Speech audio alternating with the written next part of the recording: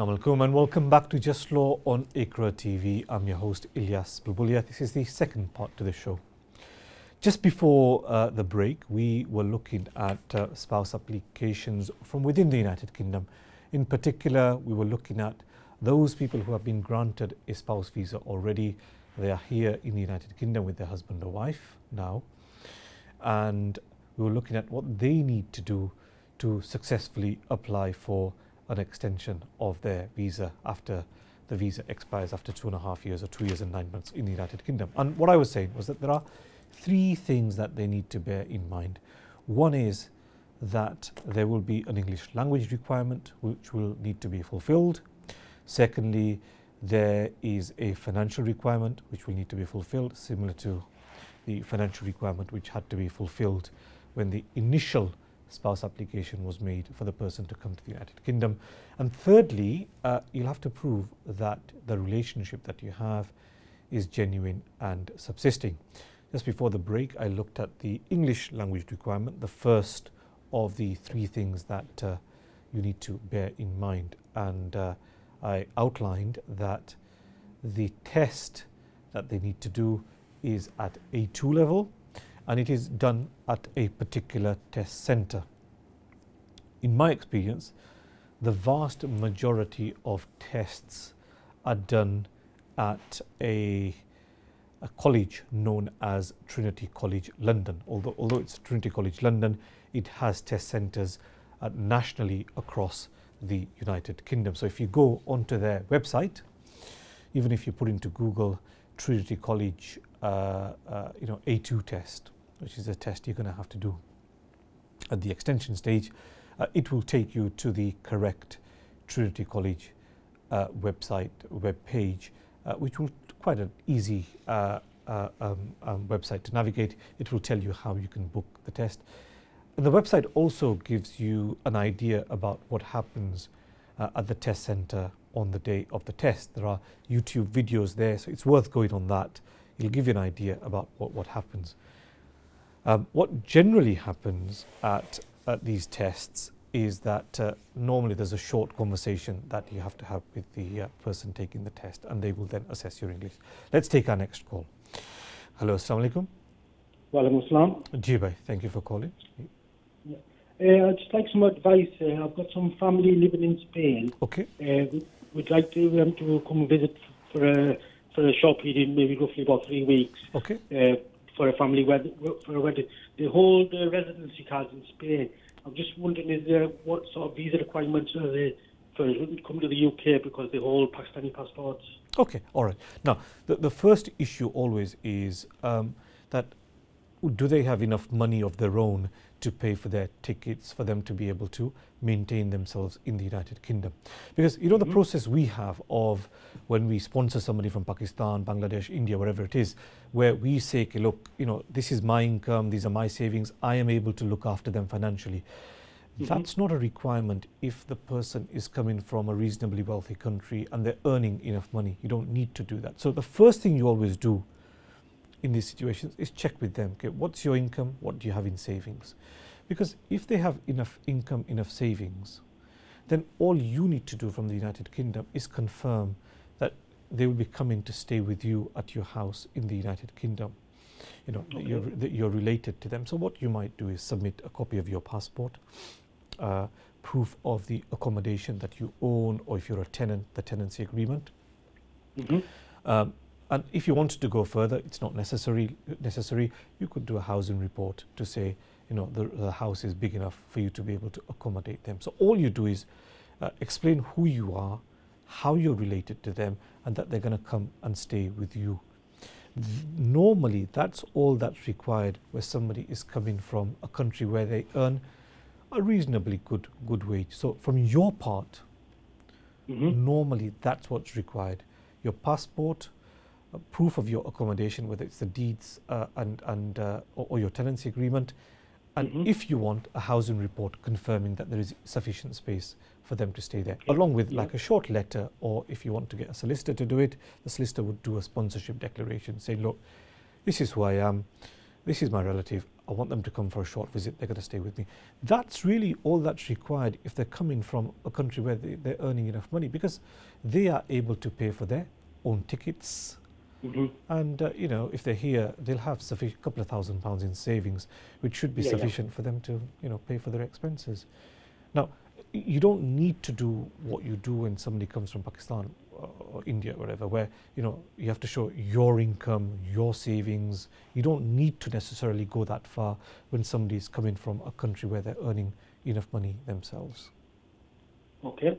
So would they have to go and apply for a visa, or would they just be able to board a flight and just come like a normal tourist and just show the... Sure, I understand. Now, the difference is this. If they have a Spanish passport, if they have a passport, they can travel. It has to be a European passport. If not, if they just have residence or even permanent residence, they must apply for a visitor visa. Passport, a European passport, visitor visa is not required. If you have residence, permanent residence, whatever it is, you must apply for a visit visa before coming here. Thank you very much for your call. Let's take our next call. Hello, Assalamu alaikum. No, I think that call's dropped. But sorry, apologies. Let's try again. Hello, Assalamu alaikum. Walaikum, brother. You okay? Alhamdulillah, good. How are you? You okay? I'm fine, thank you. I've just got a quick question regarding the spouse application. Okay. It's basically someone's spouse's wife. He's got about £62,500. Okay.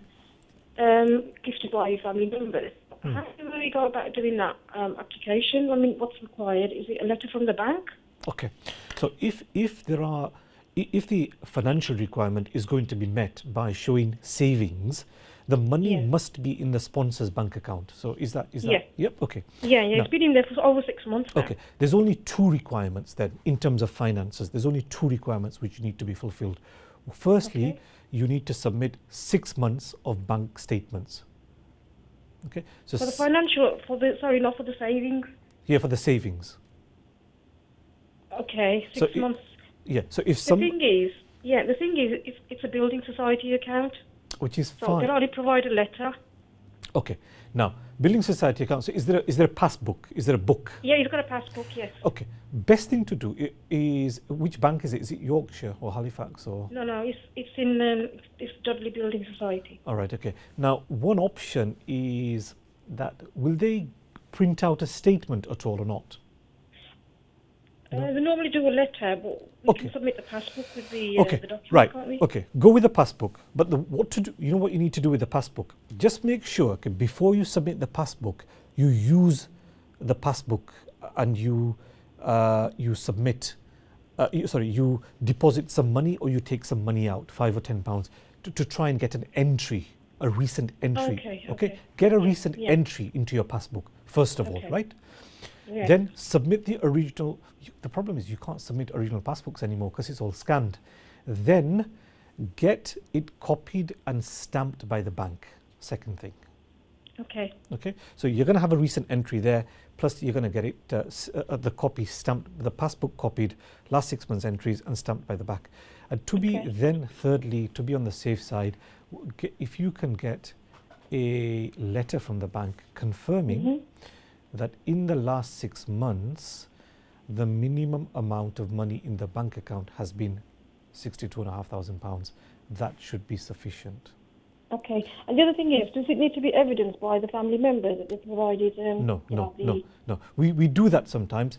It's not necessary for the family members who have provided the money to do any kind of statement. The family members don't. But there is a requirement that the sponsor in the United Kingdom, the person who's got the money in their bank account, they must provide a declaration. So they must provide. Declaration. Yeah, they must. It's an absolute requirement. A sponsorship declaration dealing simply with the savings. So the sponsorship declaration for cash is quite straightforward. What the declaration will say is that I'm sponsoring my wife to come to the United Kingdom, assuming it's the wife. I have X amount of money in my bank account.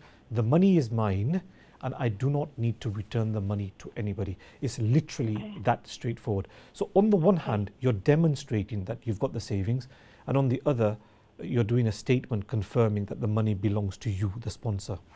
Okay, but that shouldn't cause a problem, should it? I mean, if, No, people shouldn't. don't. No. Okay. Now, what you're talking about is, do we need to go further and explain where the money's come from? Yeah. There's no requirement to do that. Okay. In my experience, we used to do that before because we're very cautious. We thought the Home Office Yeah. might pick up on that. Lately, we're not doing that, and the Home Office doesn't raise any objections to that. Issues. An issue with that. Okay. Just one more quick question, brother. You know, when you submit the documents in person, they've changed everything now, haven't they? Yeah. Obviously, you have to go to one of the centres Yeah. to submit. Now, do they normally want copies or do they want Copies. the original? Copies are fine. So you've got two options. Yeah. In terms of the submission of documents, you have two options. You can self-upload onto their website. Okay. Now, the problem with self-upload is if you're doing it yourself for the first time, it's not a very easy website to navigate. If you're doing it through a lawyer, they'll know what to do. So what lawyers will tend to do is you normally scan the documents, and then Yeah. the document comes up as a PDF, and then they upload it. Yes. So if it's the passbook that we're talking about, you know, if it's been copied and stamped by the bank, that scanned passbook is then uploaded onto the Home Office website. If you don't want to self-upload, or if you don't have a lawyer who's prepared to self-upload, then you go to a centre operated by VFS. You take the documents there, but you take photocopies. So you take A4 copies, which are single-sided, and the VFS centre, again, they simply scan. So you know when you're scanning, it doesn't matter whether it's original or copy. The document looks the same. And it doesn't even have to be colour copies anymore. Black and white is probably easier. So they don't look at originals anymore. What they say is, if we need to look at originals, we can request it. But in my experience, this system's been in operation for the last 6 months. Nobody's requesting to see original documents anymore. Okay. Thank you so much for your advice. No problem. Okay, thank you very much for your call. Let's take our next call. Oh, Hello, assalamu alaikum. walaikum salam. Ji bhai. Ji bhai, thank you for calling. What's your question? Just advice for it. Assalamu alaikum. Ji walaikum salam. जी मैं पूछना चाहना कि मेरे बच्चे का British passport है ते वो बच्चा अगर बनाना चाहे तो ब्रिटिश पासपोर्ट बन जासी भाई. ओके, तो आपका जो बच्चा है ना यूके में, जी उसके पास ब्रिटिश पासपोर्ट है? जी वो मैं ये बताना चाहता हूँ कि उसके जो नशेल मेरे पासपोर्ट से उसका बना था. हाँ, तो उसको वो कहाँ जी वो कहाँ बॉर्न हुआ था? वो बॉर्न पाकिस्तान हुआ था. मेरा ख्याल है कोई साल का था, 6 महीने का, तो इधर आया था. 6 मंथ. राइट. तो वो जब आया था ना, तो वो उसको यहाँ उसकी नेशनलिटी यूके में हुई थी? उसको नेशनलिटी सर्टिफिकेट यूके में उसको मेरी नेशनलिटी से मिला था. मेरी नेशनलिटी थी ना, तो मैंने बच्चों के और वाइफ की अप्लाई की थी, तो बच्चों की भी मिली थी और मेरी वाइफ की भी साथ बच्चों का पासपोर्ट बना था. जी. तो उन्होंने नेशनलिटी नहीं थी मुझे दी. जी समझ गया. जी समझ गया. सो आप ब्रिटिश हो गए थे, फिर आपका चिल्ड्रन बॉर्न हुए तो वो ब्रिटिश पे आ गए. राइट. तो इसमें प्रॉब्लम सिर्फ ये है कि आपका जो बच्चा है ना, जो ब्रिटिश है, क्योंकि वो कंट्री से बाहर बॉर्न हुआ था, तो अभी उसका जो बच्चा है, अगर वो कंट्री से बाहर बॉर्न होता है, so if the child is born outside the UK, तो वो चाइल्ड ब्रिटिश बाय बर्थ नहीं होता. नहीं बन सकता. नहीं होता, मगर उसका एक रास्ता है. जी अगर कोई रास्ता है तो जी एक रास्ता है. जो बच्चा है ना, ऑटोमेटिकली वो ब्रिटिश नहीं है, मगर उसको रजिस्टर कर सकते हैं एज ब्रिटिश. तो उसका एक सेपरेट प्रोसेस है, उसको कहते हैं रजिस्ट्रेशन. तो उसके लिए नेशनैलिटी के लिए अप्लाई करना पड़ता है आपको, वो बच्चे के लिए. जो मेरा बच्चा है उसके लिए नहीं, आपके बच्चे के लिए नहीं. आपका बच्चा तो ब्रिटिश है ना. आपका जो ग्रैंड चाइल्ड है, अच्छा आपका ग्रैंड चाइल्ड को ब्रिटिश बनाना है पहले. अच्छा. वो ऑटोमेटिकली वो ब्रिटिश नहीं है, क्योंकि वो आपका बच्चा वो क्या करना पड़ेगा? उसको कहते हैं रजिस्ट्रेशन. वो एक फॉर्म होता है MN1, उसको रजिस्टर करना पड़ता है. वो इधर किधर से मिलता है वो? जी वो फॉर्म इंटरनेट पे होता है, मगर आप है ना, बेस्ट है ना, जहाँ आप रहते हैं ना, आप वहाँ लॉयर से बात करो, और ऐसा लॉयर से बात करो जिसको इसके बारे में पता है. ठीक है, मेहरबानी. क्योंकि वो थोड़ा सा अनयूजुअल है. उसको कहना है कि चाइल्ड को रजिस्टर करना है एज ब्रिटिश. तो अगर कोई लॉयर को पता है ना, वो एक MN फॉर्म से उसको रजिस्टर किया जाता है, 1000 पाउंड्स की फी है। मैं यही पूछना चाहता था मुझे जी। तो डायरेक्टली पासपोर्ट नहीं मिल सकती, उसको रजिस्टर करो। कुछ उसका रजिस्टर करना पड़ेगा, इसके बाद फिर उसको मिलेगा। जी, ये प्रोसेस है। जी शुक्रिया जी, थैंक यू। ये पूछना चाहता था। No problem, thank you. Okay, जज़ाकल्लाह आपका कॉल के लिए। Will take our next call. Hello, अस्सलाम वालेकुम। हेलो, अस्सलाम वालेकुम जी। वालेकुम सलाम। जी भाई,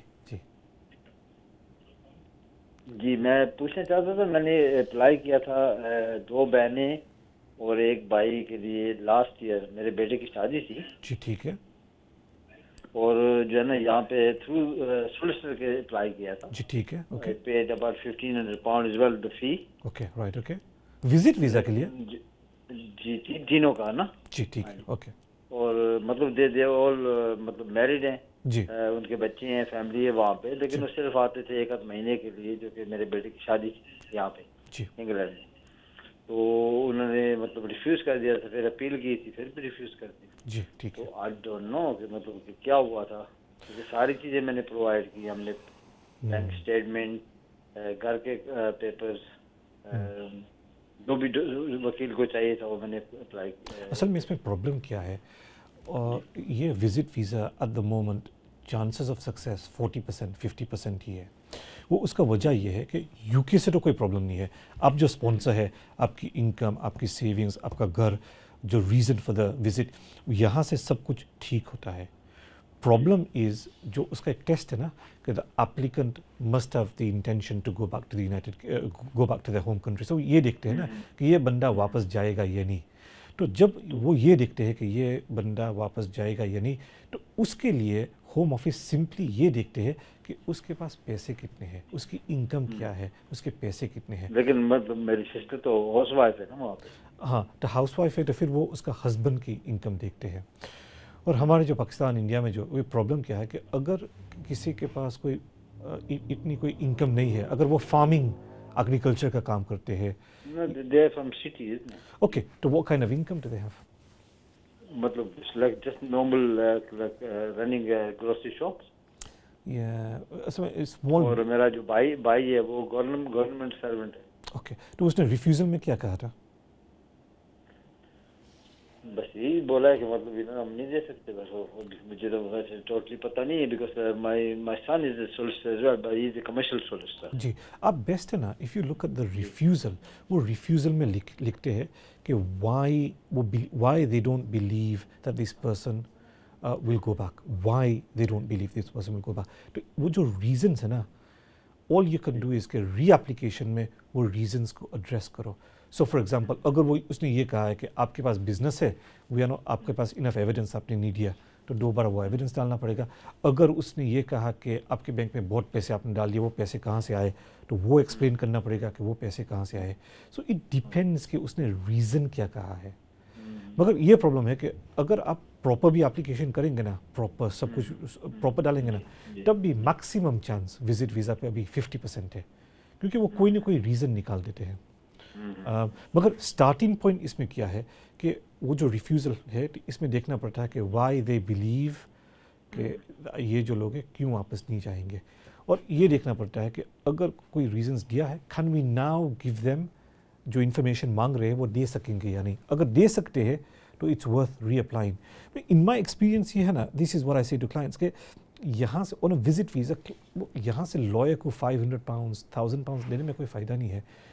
बेस्ट क्या है कि वहाँ का पाकिस्तान का कोई गुड एजेंट के पास जाओ, वहाँ बिल्कुल चीप होता है करने में, मगर अच्छा कोई एजेंट है वहाँ, उसको यूज़ करो एप्लीकेशंस तैयार करने के लिए।